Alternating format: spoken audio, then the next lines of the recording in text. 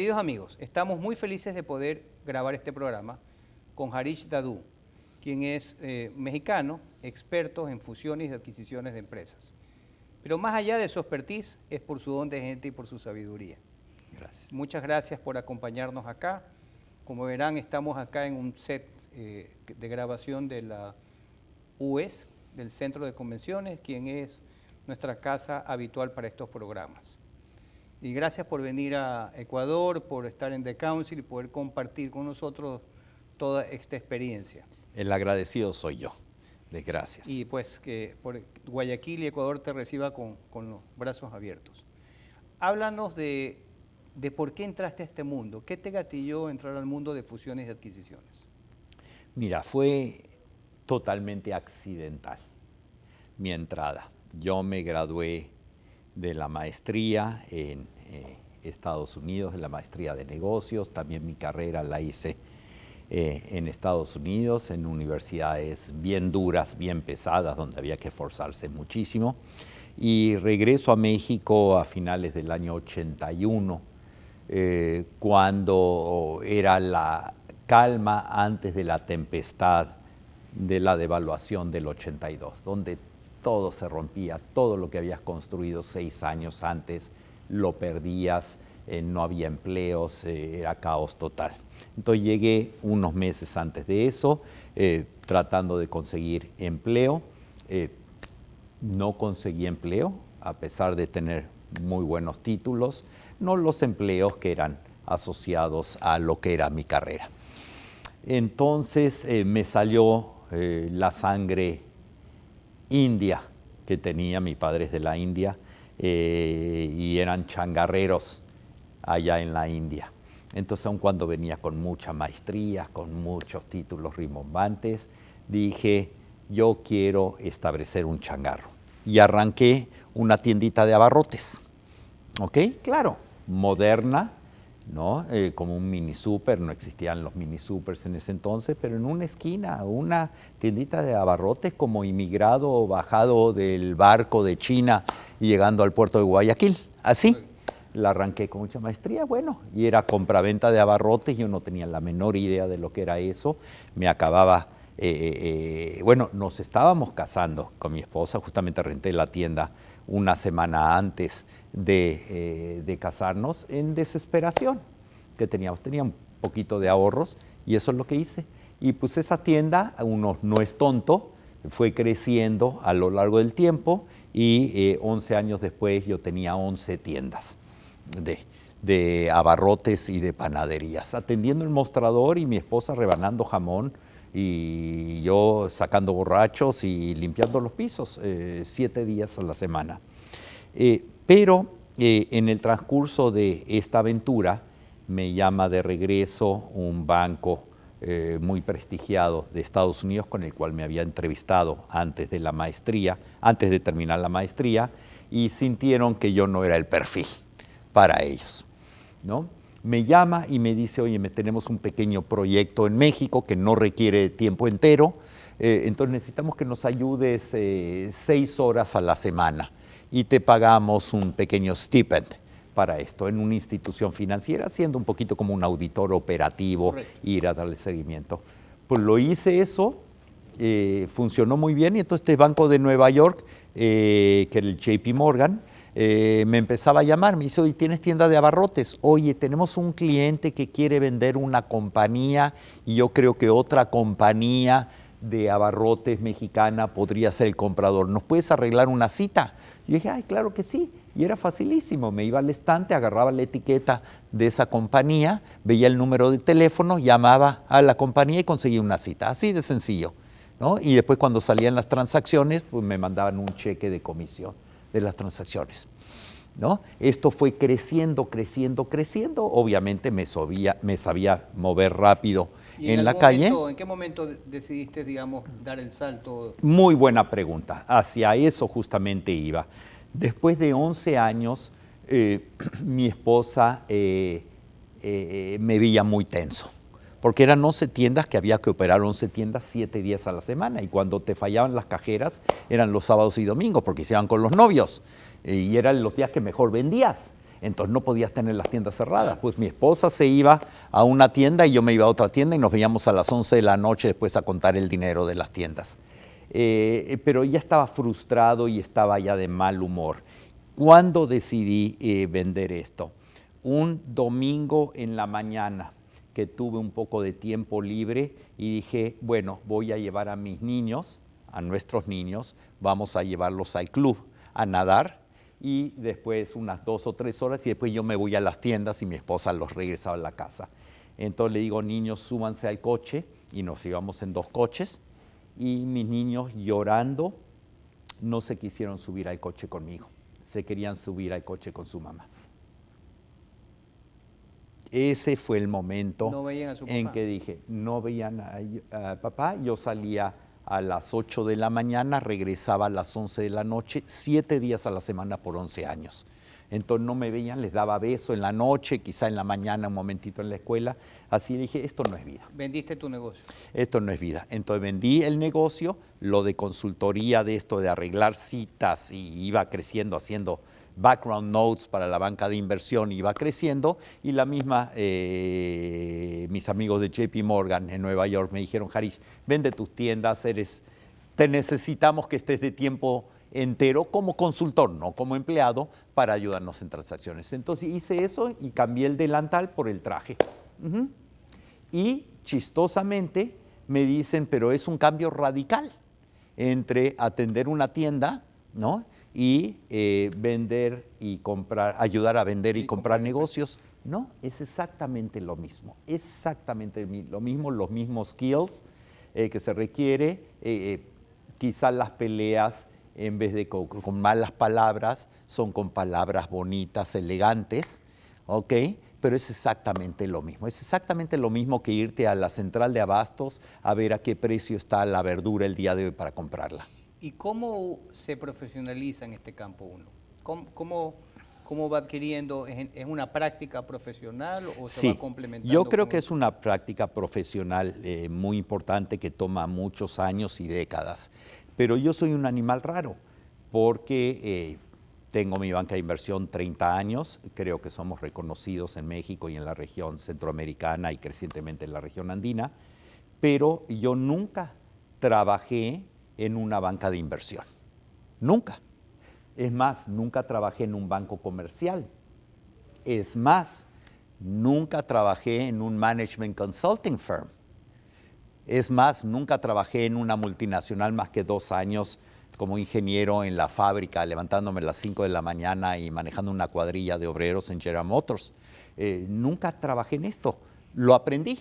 Pero entonces tienes un don, un talento que es para ir adquiriendo conocimiento muy rápidamente y irlo poniendo en práctica. Sí, creo que esa es una habilidad que tengo, la flexibilidad y aprender, y creo que ese ejercicio fue cultivado a lo largo de muchos años en las escuelas y particularmente en la universidad y la maestría. No me asusto de aprender, no me asusto de cosas que no conozco. Si me das suficiente horas en la noche y suficientes litros de café, al final de la mañana siguiente que no haya dormido voy a hablar razonablemente inteligente sobre algo. Y en este proceso de aprendizaje y de práctica profesional, entiendo que arrancaste entonces a mediados de los 80 y los 90, estamos en el 94. En el 94, exacto, y estamos en 2024, son 30 años. Sí. ¿Cómo ha evolucionado? Yo sé que los minutos en cámara son pocos. Preciosos. ¿Cómo ha evolucionado, cómo ha cambiado en pocas palabras este mundo de las compras y ventas de empresas? Se ha vuelto mucho más complicado que antes. Un proceso de compra-venta desde que iniciabas el diseño hasta que cerrabas podía tomar 3 meses y medio, 4 meses. Al principio, antes. Hace 30 años. Hoy en día te toma 9 meses a 1 año. Y básicamente es porque los requerimientos regulatorios son tan grandes, fiscales, el famoso concepto de responsabilidad solidaria. ¿Entiendes? Es terrible es terrible la complejidad de esto. Autorizaciones, obviamente eso sí es muy bueno en favor de competencia, de procompetencia, eso es muy bueno para la sociedad, pero los permisos, el análisis que hay que hacer, ha complicado muchísimo el proceso, se ha vuelto mucho más largo. ¿Y cuándo le conviene a una empresa vender y cuándo le conviene a una empresa comprar? Bueno, como lo dije en la plática hoy en la mañana, ¿cuándo te conviene vender? Cuando no tienes que vender. Ese es por mucho el mejor momento para vender. ¿Ok? Es terrible cuando tienes que vender porque tienes que vender. Eso es terrible. Claro, pero ¿Y cuándo te conviene comprar? Pues te conviene comprar cuando te anticipas a otros competidores, ¿no? Cuando una región o una industria puede estar en una inflexión estratégica, entonces te anticipas a otros competidores. Ese es el mejor momento porque tienes más opciones de qué comprar y los valores son más razonables. Estos procesos de venta y compra de empresas son procesos estratégicos que tienen que ser meditados por los accionistas de alguna manera. Sí, de un lado y de otro lado, claro. Porque de nada te sirve como comprador haber pasado por todo el ciclo de muchas décadas de tener una empresa bien formada, exitosa y haber acumulado montos de caja interesantes para mal invertirlos si no hiciste una transacción correcta. Correcto, correcto. Ahora, una cosa que, algo que nos mencionaste en la charla que pudimos escuchar, es que en estos momentos o hace unos años, las multilatinas son un factor importante en las compras y adquisiciones de compañías en nuestra región. Es un factor poderosísimo. Esto no lo era antes del 2008, antes de la crisis de Lehman. Con la crisis de Lehman, pues las grandes multinacionales americanas y europeas por unos años retrenched back to their countries, perdón por mis anglicismos, y entonces dejaron una brecha, un hueco muy grande para que la compañía chilena compre en Argentina o compre en Perú a una compañía similar de ellos, la colombiana compre en Ecuador o compre en Centroamérica, la mexicana compre en Latinoamérica, porque antes era difícil poder comprar porque tenías que competir contra las compañías europeas y americanas que obviamente estaban mucho mejor capitalizadas. Claro. Cuéntanos alguna anécdota, algo que traigas a la memoria de alguno de tus procesos, digamos, éxitos o procesos más complejos que has liderado. Mira, todos los procesos, todas las transacciones son muy diferentes y con sus grados de complejidad. Debe ser desafiante. Hay una que me sentí particularmente satisfecho, no por el monto, era una transacción relativamente de las más chiquitas. Hace más de 10 años atrás estábamos negociando, me contratan para vender una compañía a un conglomerado, era en la industria de home care, ¿no? De artículos de limpieza y de mantenimiento de casas. Me contrata el cliente local latinoamericano para vender esto. Estamos ya en las reuniones finales, ¿no?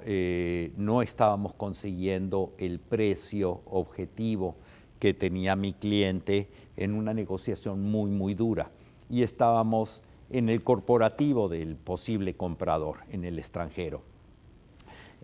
Se pone tensa la negociación final, pido un break para salir a fumar, yo no fumo, mi cliente fumaba, ¿no? Para salir, entonces nos vamos a caminar por el jardín del campus corporativo y el cliente muy nervioso, se le cayó el cigarro y se pone a llorar el cliente y me dice, Harish, tengo que cerrar la transacción porque si no mañana tengo que anunciar la quiebra de mi compañía y es todo mi patrimonio. Y no estábamos logrando el precio. No sabes el sentimiento terrible de angustia. Sabía que era una situación difícil, obviamente era el asesor, pero no sabía que era a ese grado. Horrible, horrible. Y bueno, tranquilo, vamos a ver qué podemos hacer. Regresamos a la negociación y realmente con mucha honestidad, obviamente sin decir todo lo que iban a ser las consecuencias si no cerrábamos, pudimos lograr un acuerdo muy bueno. No extraordinario, pero muy bueno frente a la situación. Era binario. O cerrábamos o quebraba. Me parece... Y lo logramos, y entonces esta una anécdota gran preciosa. satisfacción. Y no es por mucho quizás una de las más pequeñas que he hecho, pero es la que más cariño tengo, porque generé el valor, pudimos catalizar las décadas de trabajo de esta familia, ¿no? Qué linda historia, qué linda historia. Sientes en la piel los procesos. Sí, que es bueno y es malo, porque normalmente se contrata un intermediario para tener una mente fría, una mente centrada, pero no puedes con tus clientes no dejar de encariñarte con ellos. ¿Has tenido algún mentor o mentores en tu vida? ¿Frases que recuerdes? Mira, sí y no. Nunca he tenido un mentor profesional, nunca. Todo lo he aprendido, desde las tienditas de abarrotes la aprendí yo, hasta este negocio lo aprendí yo. Pero sí he tenido un mentor filosófico impresionante, y el mejor mentor que ha sido mi padre, ¿no? ¿Tu padre? Mi padre ha sido una persona que salió de un pueblito perdido de la India, se puso su primer par de zapatos a los 20 años, lo fue a recoger una noche a un basurero municipal, lo encontró, lo mandó a remendar y fue su primer par de zapatos, para subirse al barco para ir a Inglaterra porque se ganó una beca. Era colonia todavía, ¿no? Y estudió en Inglaterra. Y estudió, en Inglaterra estuvo unas semanas, pero dijo, voy a ser un second class citizen, ¿no? En Inglaterra, le pidió cambiar la beca para Estados Unidos y se graduó en Louisiana State University de maestría en ingeniería química. Ya no se quiso regresar a la India por las castas, ¿no? Porque aun cuando tendría maestría en ingeniería química de una universidad súper prestigiada, su trabajo no iba a ser acorde, porque no era de una casta afortunada. Entonces consiguió un trabajo en Argentina, no sabía ni lo que era Argentina, pero dijo cualquier cosa para no regresar a la India, y ahí comenzó una carrera extraordinaria con laboratorio Pfizer, que culminó siendo presidente de Pfizer en México, así es como llegamos a México. Wow, qué linda Después historia nos cambiaron de país, ya estábamos nosotros en universidad, entonces un grupo de Monterrey, el grupo más poderoso seguramente de México, o de los más poderosos, el grupo FEMSA, lo contrató para ser CEO de Coca-Cola FEMSA, y después, años después, siguió progresando y fue el CEO de las División Cervecerías Cuauhtémoc y Moctezuma, un trabajo de sueño, ¿no? Y así, de alguien que no lo podían alimentar sus papás 50 años antes, y lo tuvieron que regalar con tíos en la India, y siempre vivió de arrimado antes de maestría, y logró tener el puesto ejecutivo más importante de México, diría yo, ¿no? Y con grandes éxitos. Entonces él fue mi mentor, y el mentor, él dijo, mira, yo siempre pensé que mi padre era tonto. Honestamente, siempre pensé de niño que mi padre era tonto. ¿Por qué? Porque viviendo en Argentina, pues todos los papás sabían hablar de política, sabían hablar de fútbol, sabían cómo arreglar la economía de Argentina en un café. Y a mi papá le costaba trabajo entender las cosas. Mi papá preguntaba y preguntaba y preguntaba. Nunca hablaba, sino preguntaba. Entonces dije, mi papá es tonto. Y como se dice en México, como la India María, tonto, tonto, pero no tanto. Y resultó que no era tonto, el tonto era yo. Era curioso. Y con su ejemplo, curioso, la palabra curiosidad intelectual. Y ser una persona derecha, no quererse pasar de vivo. Entonces ese fue un gran mentor para mí. ¿Y alguna conversación que tú recuerdes con él? ¿Alguna anécdota de alguna conversación con él? Qué maravillosa historia. Qué maravillosa historia la de tu padre. Sí, muchas anécdotas que él me ponía de los reyes de la antigüedad de la India, ¿no? Parábolas muy bonitas, ¿no? ¿Y a ti te gusta todavía? ¿A ti te gusta? Sí, yo hablo con parábolas. Muchas parábolas. Sí, con parábolas, muchos ejemplos. Aprovechemos esa experiencia tuya. Cuéntanos un par de parábolas que uses cuando estás con empresarios adelante, en estos procesos. Mira, me colocas un momentito en lo que se llama un writer's block, ¿no? Son tantas que no me puedo acordar de una en particular en este momento. Quizás una frase que uses. No, déjame cambiar esto a dos, a una que platiqué en la conferencia de hoy en la mañana, que es la de mi suegra. Buenísima, buenísima. Mi suegra, la mujer más guapa del mundo, ¿no? Falleció hace un año, creo que tenía 94, 95 años de edad. Guapísima en lo físico, pero particularmente guapa en lo espiritual, ¿no? De colegio de monjas, ya sabes, ¿no? De bordar muy bien y todo, a la antigua de eso. Y cuando le platico yo de transacciones y de complejidades y que alguien se quiere pasar de la raya y cosas así, me dice, mira, Harish, déjame decirte algo que yo he aprendido. Con dulzura consigues lo que Maquiavelo no consigue en una negociación, con dulzura. Fantástico, fantástico. Y que esperamos que esa sabiduría y esa experiencia se conecte con la necesidad de nuestros amigos empresarios. Quisiera, ya el tiempo está corto, quisiera hacerte una pregunta. ¿Qué te mantiene con la misma pasión, qué te mantiene con la energía 30 años después en este mundo de venta y compra de empresas? El que te inviten a que seas parte de una decisión importante para una familia, ¿no? Trascendental, esa es una pasión impresionante, que espero que me siga hasta el resto de mi vida. Fantástico. Un consejo final. En este mundo de las transacciones de compra y venta hay dos puntas, ¿no, verdad? En la ecuación, sí. El que compra y el que vende. Sí. ¿Algún consejo para el que compra y algún consejo para el que vende? Sí, para el que compra. Compra una buena compañía, no te preocupes tanto del precio. Tiene que ser buena compañía, porque si te la quedas a lo largo de muchos años, no hizo diferencia si pagaste 20 o 30% más por la compañía. Si fue buena compañía, fue magnífico rendimiento. ¿Ok? Por el lado contrario, tienes que ser muy maduro para conocer tus propias limitaciones y saber cuándo es un momento apropiado para vender. No trates de forzar la continuidad familiar o la continuidad de accionistas por mantener la familia unida. Seguramente el no tomar una decisión apropiada a tiempo, lo único que vas a hacer, vas a acelerar la desintegración familiar. Te agradezco muchísimo, un privilegio, un gusto tenerte acá. El mejor de los éxitos de tus negocios y actividades en Ecuador.